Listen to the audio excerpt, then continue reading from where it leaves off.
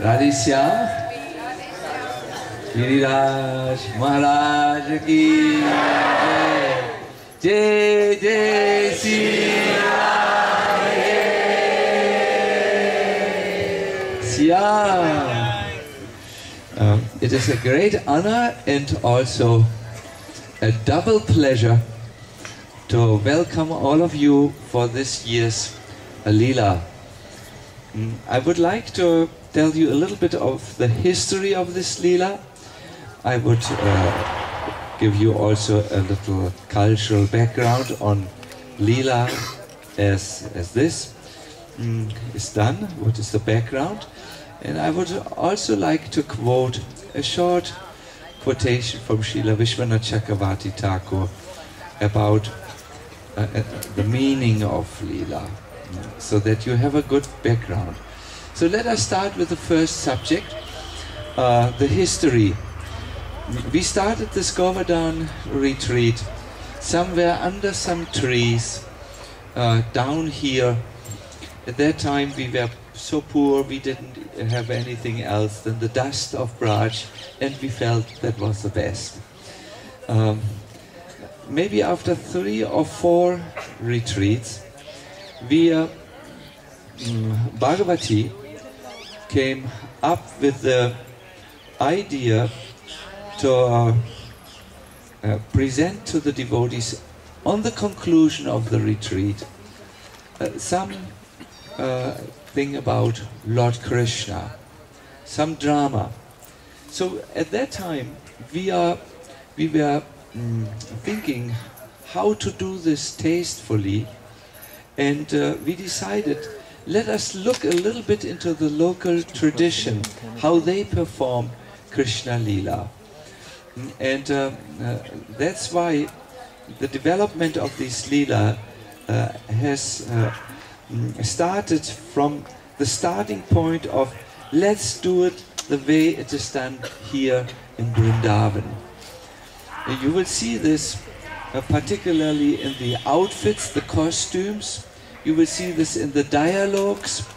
You will also see it in the texts, which are very, very literal texts, which give you verses from Stavamala and the Goswami Grants. It was very, very important for us to anchor the Leelas in local tradition. There's only one huge difference. Whereas in the local tradition, little Brahmin boys are playing who are below the puberty age. In this Leela, many of the persons are grown-up ladies who are beyond the puberty age. That's a significant difference. And this difference has given rise to many discussions. Is this good? Is this acceptable? Is this tasteful? I think these discussions are valuable and worthwhile, and I would like to stimulate your intelligence by going to my second point, and that is, how are these Leelas performed in the tradition? What is a Leela? And I believe this question will answer also a large part of the understandable objection to this cultural difference. No? Not Brahmin boys, but grown-up ladies are the actors. See, in the tradition, a Leela is not a human theater, but a divine spectacle. Dinabandhu Baba, come here. It is a divine spectacle where the Lord himself incarnates. It's a little bit like the idea of deities. You have deities carved from marble, but after a certain ceremony, these are no longer marble figures, but Radha and Krishna are present. When a Leela starts in Vrindavan, the Leela directors, theater directors, carry the actors on stage. Dinabandhu Baba, there, please sit. He is our gracious host at Govinda Contra, very nice devotee of Krishna.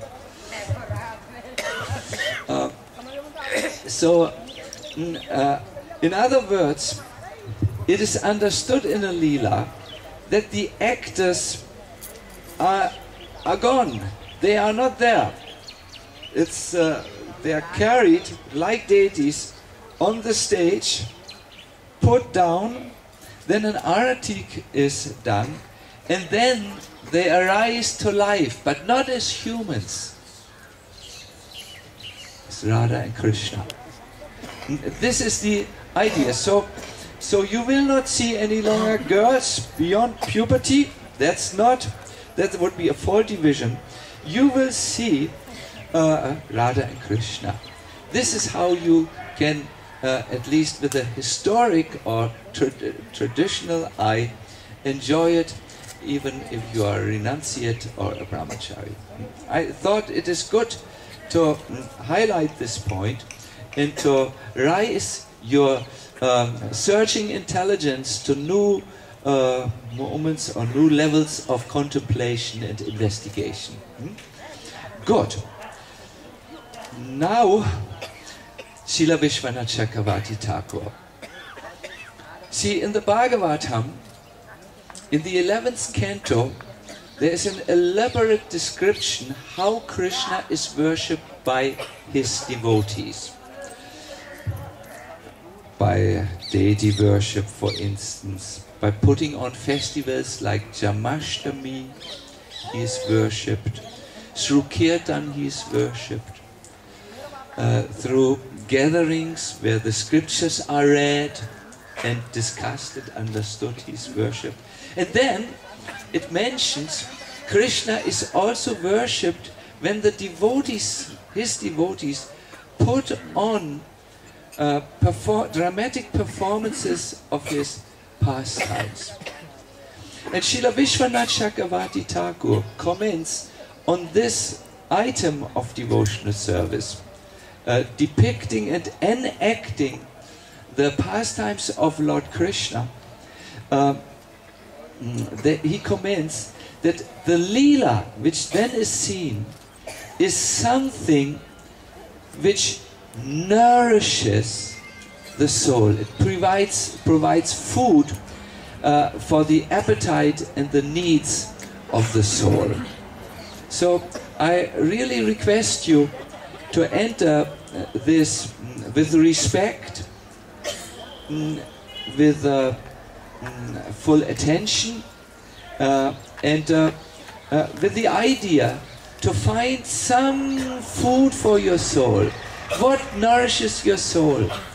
It's the meal of attachment to Krishna, attraction for Krishna, love to Krishna, gratitude towards Krishna, some genuine feeling towards Krishna. And we all hope that during the Leela you will feel this, and we are very happy that you are there. We are incredibly thankful to Madan Mohan Brajbasi and his very talented crew.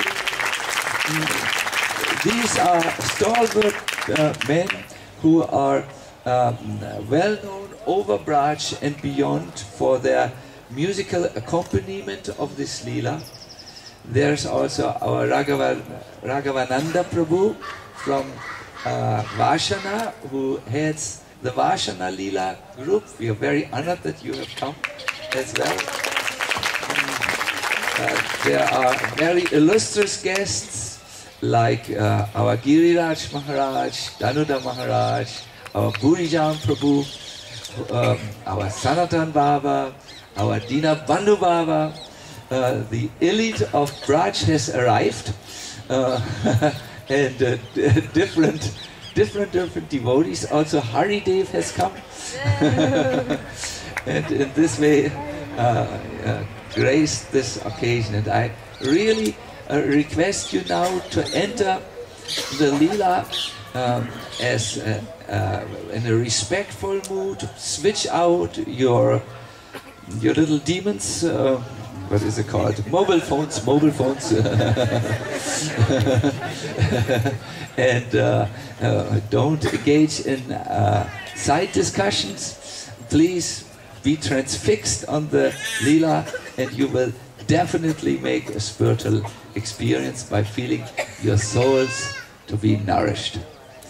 Without any further ado, and knowing that the sun is also there, I want to hand over the microphone to our talented director, our Bhagavati. She also comes from the land of mountains, not Giriraj, Switzerland, and will give us a little introduction to this particular leader. Much Gurudev.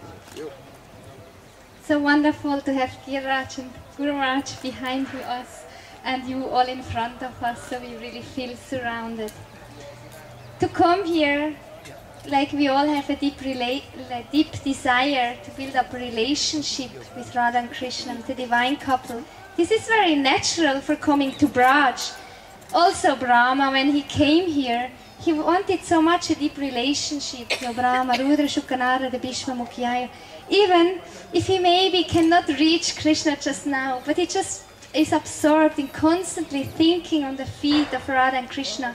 Also Uddhava came here. May I just be a small creeper and be somehow touched by the mercy of the associates of Radha and Krishna. Also Akrura, he came here to Braj, maybe externally with a different mission, but internally he wanted to meet the Lord.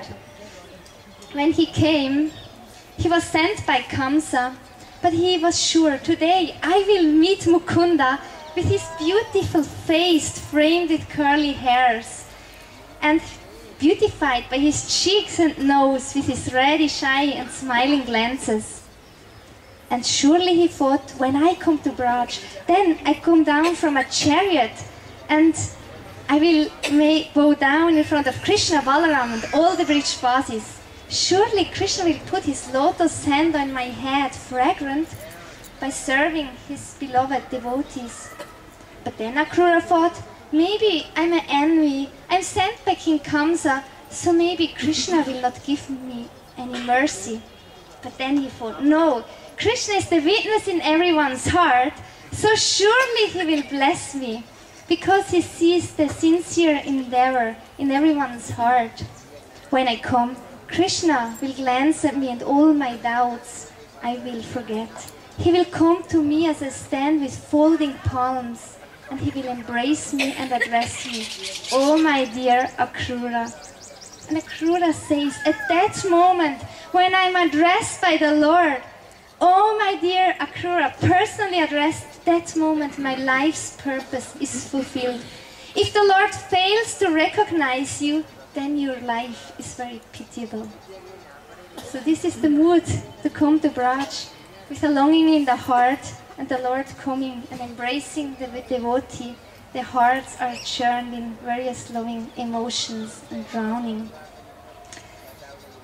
So Lila means to enter in a relationship, to enter the world of one's beloved. And today's Lila, you may now wonder what's happening today, what will manifest. I also don't really know. We never know, it's always on a higher order what's happening. But we plan that we do Chamatkar Chandrika from Srila Vishwanath Chakravarti Thakur. Chamatkar Chandrika means a moonbeam of wonder. This is Leela, quality of Leela. Leela is never boring. Leela is always Chamatkar, always wondrous, and it's always new and fresh. You never know what's going to happen, Apurvata. And it's a moonbeam. A moon, as my Gurudev just explained, moon is very nourishing to the heart. So while seeing this pastime, Srila Vishwanath Chakravarti Thakur explains all the hearts are nourished. But it's only a moonbeam that we can give you, not the full moon. So it's only a drop. But even by just seeing or experiencing a drop of the sweetness of the beauty of Sri Krishna, we are very nourished and thankful, and we are hopefully also drowning in today's Leela. Radha Shyam.